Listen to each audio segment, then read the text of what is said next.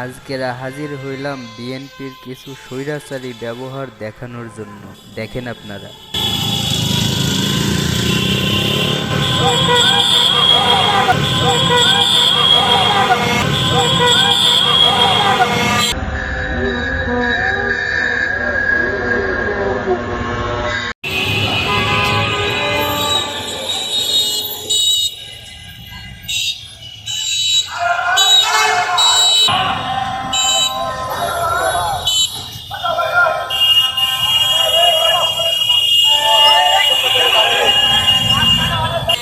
আপনারা কিন্তু দেখতেই পাচ্ছেন কিভাবে বিএনপির সূর্য সন্তানেরা মানুষের চলাচল বন্ধ করে তারা রাস্তা জুড়ে এগিয়ে যাচ্ছে।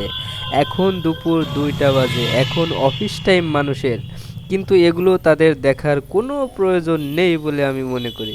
এদের পিছনে কিন্তু কয়েকশো গাড়ি আটকা পড়ে আছে, কিন্তু এতে তাদের কিছু যায় আসে না।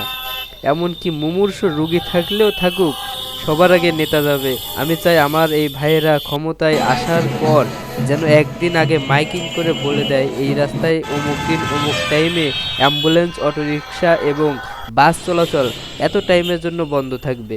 তাহলে জনগণের কিংবা আমাদের মতো সাধারণ মানুষের একটু ভালো হইতো, এছাড়া আর কি।